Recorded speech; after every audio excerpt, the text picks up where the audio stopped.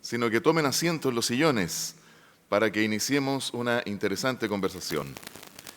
Invitamos a sumarse a esta conversación al señor Eugenio Severín, asesor en educación, quien moderará este segmento. Por favor, quienes tienen consultas, entréguenlas a la brevedad a nuestras asistentes de sala para que puedan responderlas nuestros invitados. Muchas gracias. Buenos días. Buenos días. Bueno, la idea ahora es tener un momento de conversación a partir de las preguntas que ustedes están preparando. Mientras llegan las preguntas, les voy a contar una historia. Esto es para hacer tiempo, está en el sueldo, no te preocupes. Hace 3 años me compré un iPad, estoy haciendo propaganda, puede ser cualquier tablet, y bueno, me encantó para leer, para escuchar música, etc. Y descubrí que rápidamente yo no era el único usuario del iPad en mi casa. Los niños lo usaban. ¿Aló? ¿Se escucha mejor ahí? Mi hijo también usaba el iPad, tengo 2 hijos, una niña de 7, un niño de 11. Se demoraron como media hora en descubrir la aplicación para bajar juegos, incluyendo el PUBG, que yo había puesto para bajar los juegos. Y por supuesto, rápidamente empezaron a jugar. Mi hija administraba un zoológico, tenía que tomar muchas decisiones para administrar el zoológico, no solo tenía que alimentar a los animales, también tenía que ver qué alimento le vendía a los invitados, les tenía que cobrar la entrada, porque con eso tenía ingresos para poder comprar otros animales y hacer crecer al zoológico, etc. Después administró también una tienda de moda. Tenía 5 años mi hija. Y mi hijo, en cambio, jugaba otros juegos diferentes, jugaba Angry Birds, Cut the Rope, juegos que tenían mucho que ver con física, ¿no? Tenía que tomar muchas decisiones respecto asociada a leyes físicas, a fricción, peso, gravedad, etcétera, y con eso avanzar en la etapa. Ahora mi hijo tiene 11 y está jugando un juego increíble que se llama Minecraft, que es de mundos virtuales, en los cuales no solo él participa pasivamente recorriendo estos mundos virtuales, sino que los crea, y los crea asociado con niños que están en distintos lugares del mundo y juntos colaborativamente van creando mundos virtuales. En estos 2 años y medio de esta historia, creo que nunca me preguntaron cómo usar el iPad. Simplemente lo usaron, porque era divertido, interesante para ellos lo que estaban encontrando, y por lo tanto nunca me preguntaron cómo hacerlo. Hace 1 año tuve la ocurrencia de regalarle un iPad a mi mamá y a mi papá. No estoy seguro si fue buena idea. Bueno, por ellos me alegro, pero desde entonces yo vivía en Estados Unidos y aún así 2, 3 o 4 veces al mes me llamaban o me escribían para preguntarme cómo se bajaba un adjunto del correo, o cómo bajaban una aplicación, o cómo resolvían algún problema técnico. Yo volví de Estados Unidos a vivir a Chile hace un par de semanas en el primer encuentro familiar, después por supuesto los abrazos, cariño, pisco sour y almuerzo.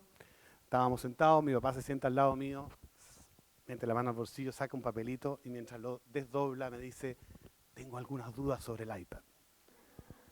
Y yo pensaba, bueno, estamos mal, ni las dudas las puedo escribir en el iPad, ¿no? Tuve que sacar un papelito.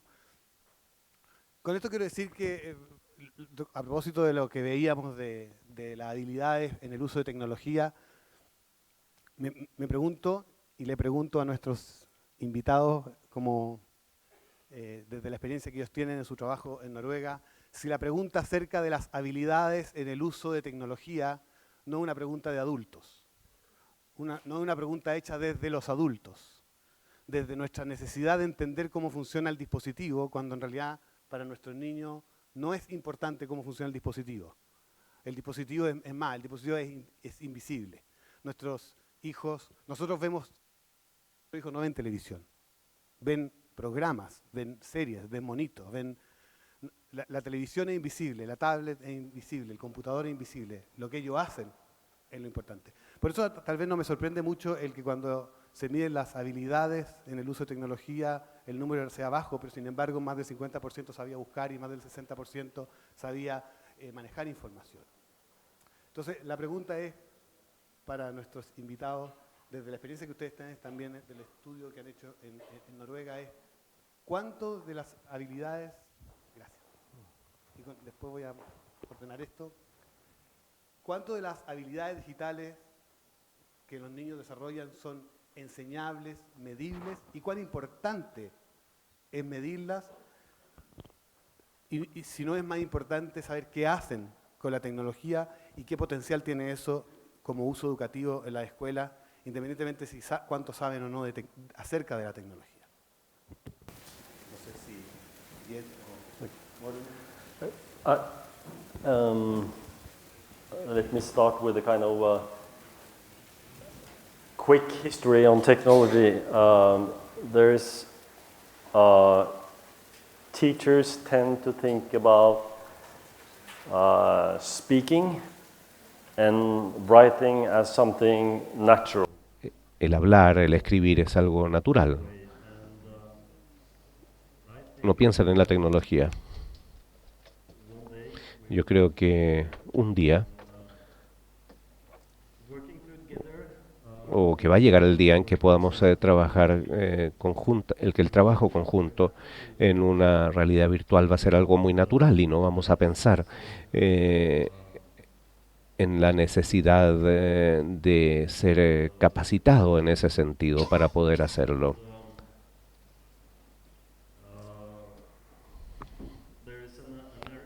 Hay un investigador norteamericano que se llama James Paul Gee y él ha trabajado en el diseño de juegos computacionales y también ha tratado de medir lo que nosotros aprendemos cuando estamos jugando un juego computacional muy complejo. Y él ha encontrado un cierto patrón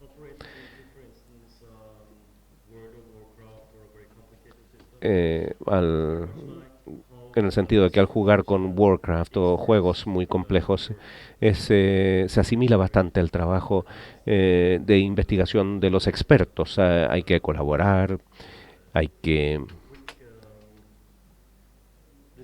tomar decisiones rápidamente.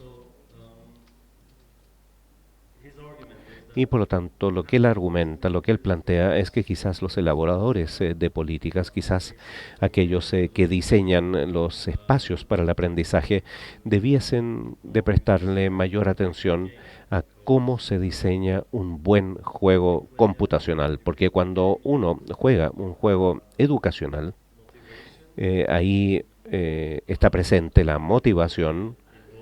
Además, uno está directamente involucrado en la resolución de problemas, uno colabora, uno discute temas, etcétera. Y por lo tanto, yo desearía que ese entorno de aprendizaje más acogedor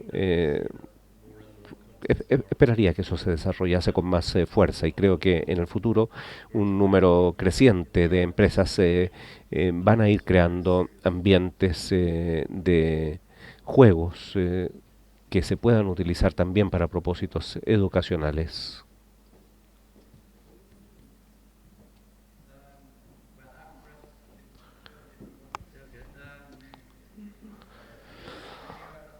A ver, cuando nosotros analizamos esta situación, la respuesta a su pregunta es sí y no. Nosotros pensamos que las competencias y las habilidades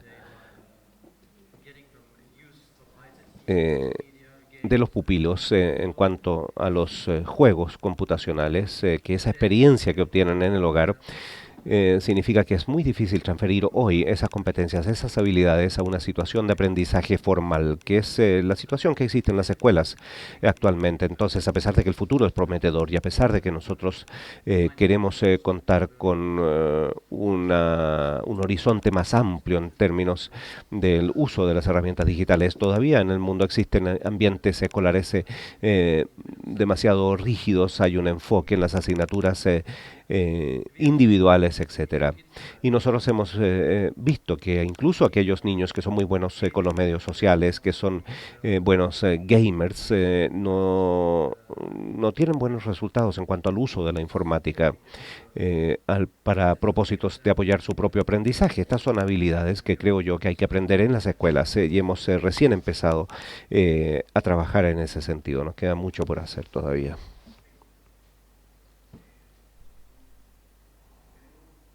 Preguntas, pero como era de esperar, hay un grupo importante que tiene que ver con la formación docente, entonces voy a hacerlas todas las de formación docente juntas, asociadas a la preparación de los profesores para el uso de tecnología. Rosario Álvarez nos pide si nos pueden contar más detalles del trabajo que se realiza con los profesores para prepararlos para el uso de tecnología en el aula. Constanza Ripamonti quiere saber cómo se aborda el problema de la formación docente para las competencias digitales. La política de capacitación docente, pregunta Claudio Derrich. Gracias. La manera en que han abordado la alfabetización digital de los profesores, pregunta María José González. Y cómo se trabaja la formación inicial docente en Noruega. Esta no tiene nombre. Entonces, with initial teacher training, we have been running several projects. Some of them have really been, we have really tried to work very hard with the leaders in the teacher training institutions, giving them some development money and following up with action research in order to change the teacher training college, because they are in a way too much operating in a world without digital media, and they are not prepared to, in a way, contribute to develop digital competence. So one way is to try to, in a more long-term perspective, to change in teacher training institutions. Another way is to, we have networks where we try to work together with the teacher training institutions. Researchers work together with them, and we also try to push them when they are out in practice, so that we give them research results, we give them good examples, we have ongoing discussions, and we try to encourage kind of good practice. And we also have other kinds of network providing institution, but it's we are not in a way we are, the teacher education is lagging behind, I think, and it's still a lot to do in that area. Yeah. We have identified one problem, for instance, that when A ver, cuando los estudiantes de pedagogía reciben sus cursos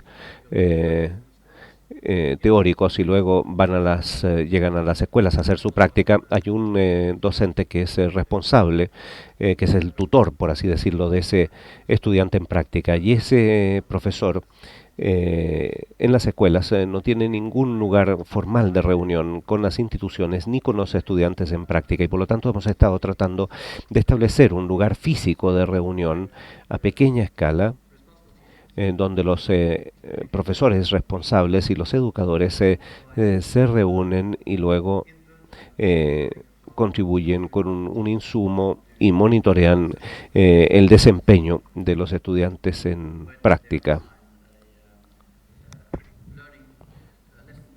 Cuando se ha diseñado un plan de clase que utiliza las TICs, entonces básicamente se trata de alinear lo que se enseña en las instituciones de formación docente y lo que ocurre en las escuelas. Entonces, si ambos grupos son capaces de reunirse, eso va a elevar los estándares y además van a tener mayor claridad acerca de de los aspectos didácticos, el uso de las TICs en el aula.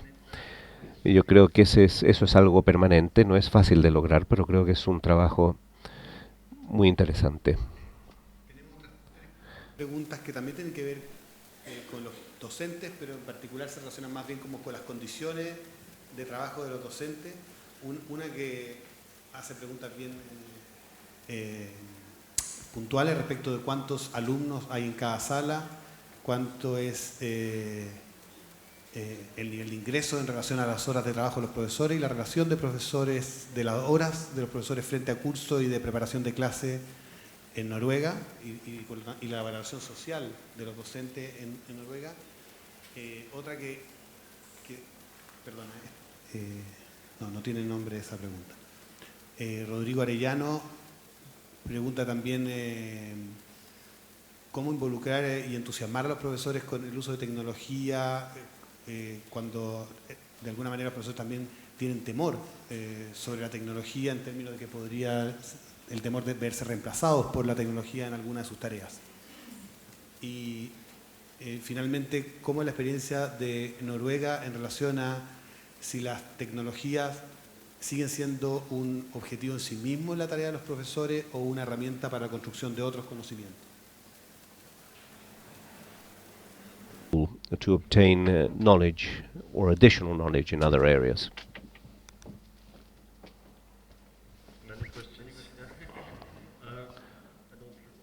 A ver, son muchas preguntas. Por favor, recuérdame si me queda alguna pregunta en el tintero. Voy a empezar con las últimas preguntas.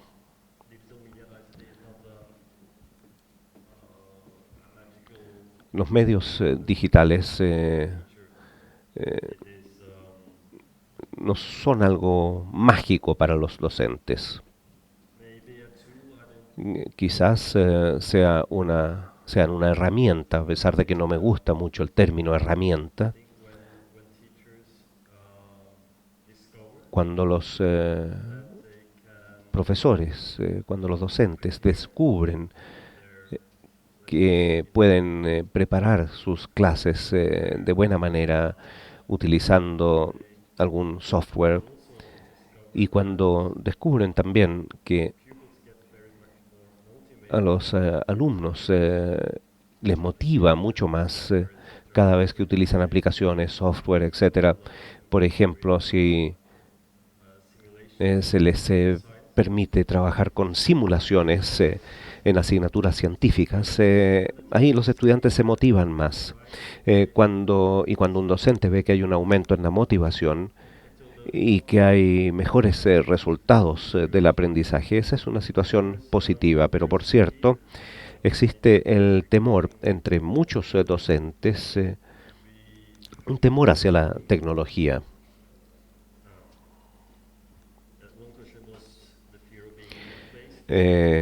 Una pregunta que se relacionó con el temor de los docentes de ser reemplazados por la tecnología.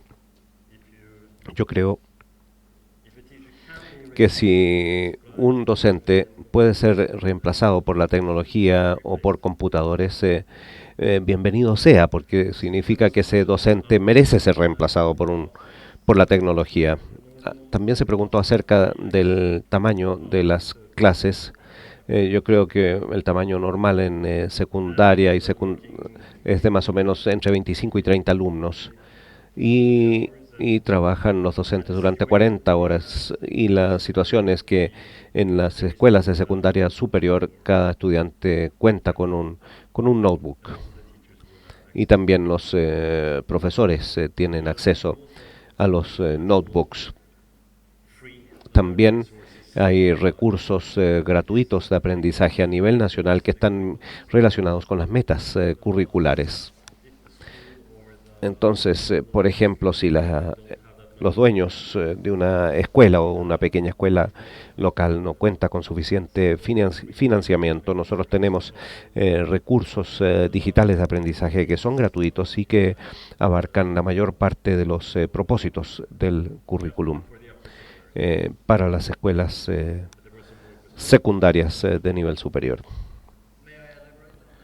A ver, yo quisiera agregar algo a la pregunta acerca de los docentes y de cómo gatillar su interés por esto. Nosotros realizamos un estudio a pequeña escala, pero bastante intensivo acerca del uso de pizarrones interactivos por parte de los docentes en el aula. La mayor parte de los docentes consideran que estos pizarrones interactivos son más bien un proyector y no se benefician del potencial que posee esta tecnología. Nosotros realizamos un estudio en el cual un grupo de profesores estimulados por nosotros, y este fue un enfoque de investigación-acción, y tratamos de motivarlos a elaborar planes de clases utilizando las características interactivas de esta pizarra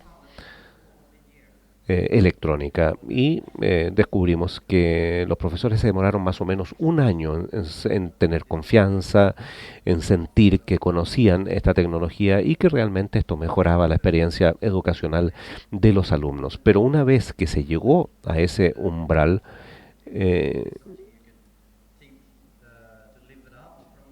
ya no volvieron atrás, nunca más. Es decir, una vez que se adoptó la tecnología, la adoptaron para siempre y empezaron a diseñar planes de clases haciendo uso de la tecnología para motivar de mayor manera a los alumnos. Yo creo que esta tecnología además mantiene el control de la clase en manos de los docentes. El uso, por ejemplo, de los notebooks en las aulas hace que los docentes piensen que están perdiendo el control en el aula, pero el uso de esta pizarra interactiva es diferente y mantiene, como digo, ese control por parte del docente de su curso. Hubo un estudio en que 13 estudiantes colaboraron en base a un dispositivo de este tipo y lograron una colaboración muy efectiva, algo que resulta bastante imposible utilizando notebooks solamente.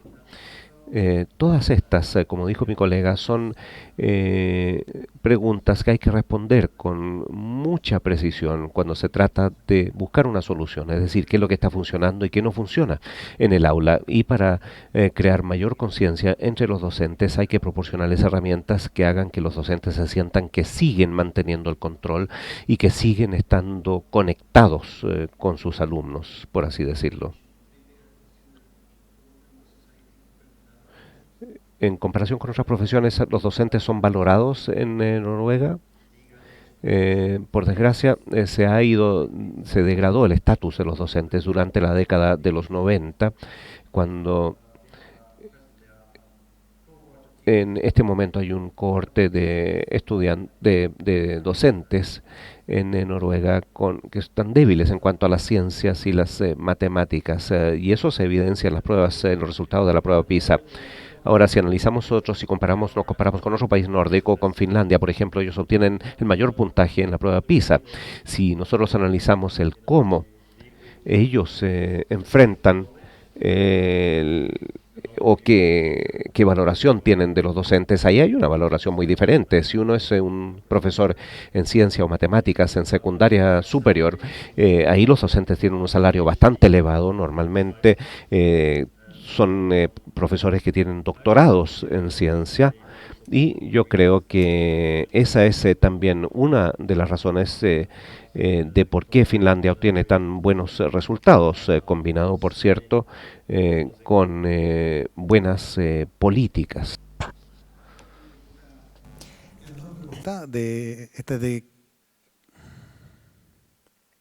Creo que es Cristian Prado, y pregunta por la experiencia que ustedes tienen en el uso de redes sociales como Facebook u otras, o Google Plus o Twitter, me imagino, en la sala de clases. Y si es así, pueden compartir la experiencia y si han considerado este tipo de uso de redes sociales en su trabajo de medición.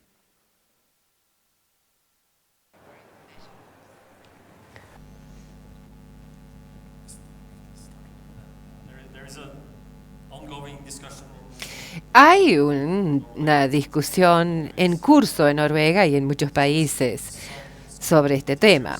Algunos profesores y autoridades de establecimientos quieren prohibir y detener el uso del Facebook y otras redes sociales. Es un tema de discusión en curso. Desde nuestra perspectiva, es una parte de las habilidades TIC, de las competencias digitales. Tiene que ver con poder concentrarse en un tema cuando uno está en situación y también poder involucrarse en buenos intercambios cuando uno está con un medio social. Pero hay proyectos en curso en que los profesores utilizan los medios sociales como Facebook u otros directamente en su práctica docente. Y nosotros también tratamos de incluir esto en nuestras mediciones de las competencias digitales. Estas son las famosas islas de innovación. Hay algunos profesores que conocen estos medios sociales y que los usan en la sala de clase, pero muy pocos. El punto es establecer un buen conjunto de preguntas o elementos que definan su uso de estas redes como con fines pedagógicos. Pero tenemos ejemplos anecdóticos de profesores que ven el potencial de utilizar el Facebook o blogs. Y bueno, esto existen hace años, pero en el debate público sobre su uso en la educación en Noruega se centra mucho más en cómo disciplinar a los alumnos en el uso de estas redes en la sala de clase. Porque los profesores ven que afecta a su concentración, su atención y su capacidad de aprender en clase. El último. This is by... Y se refiere más bien a la educación superior. ¿Cuál creen ustedes que es el desafío en estos temas para la educación superior? ¿Cómo entonces un profesional se prepara para entregar docencia de calidad en la educación superior? Y estrategias educacionales que en la educación superior ayudarían a mejorar los aprendizajes esperados de acuerdo a los perfiles de egreso. Profiles in your view.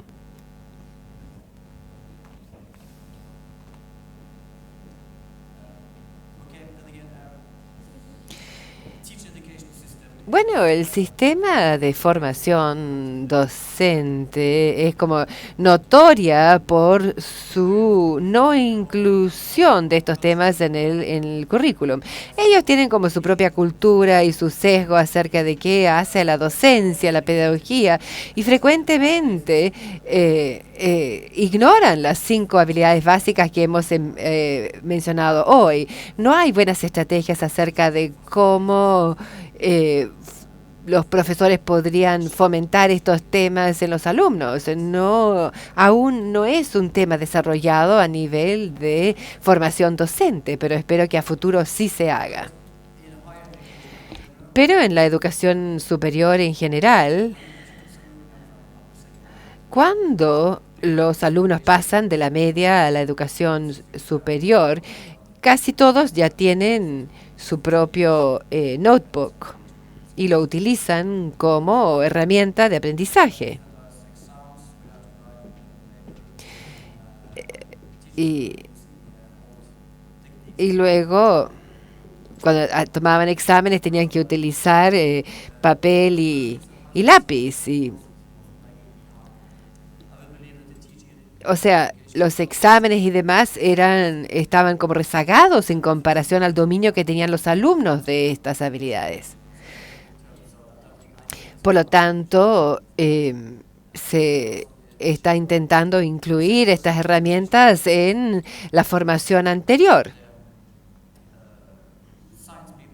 Los de ciencia, por ejemplo, tienden a incluir los TICs en su didáctica científica y los pedagogos en general están tratando de puentear esto, pero no es fácil. Y la introducción del TIC y que se desarrollen buenas didácticas es algo a lograrse y no es una realidad hoy. Muy bien, muchísimas gracias por su presentación y por su asistencia y también a todos ustedes por estar aquí. Agradecemos al señor Eugenio Severin y especialmente al señor Morten Suivi y al señor Geir Ottestad por acompañarnos. A ustedes les invitamos a disfrutar de un café en el hall de este salón. Nos reencontraremos aquí en 20 minutos más para escuchar a Francisca Gatica del Centro de Estudios del Ministerio de Educación y al señor Francesc Pedró de la UNESCO. Muchas gracias.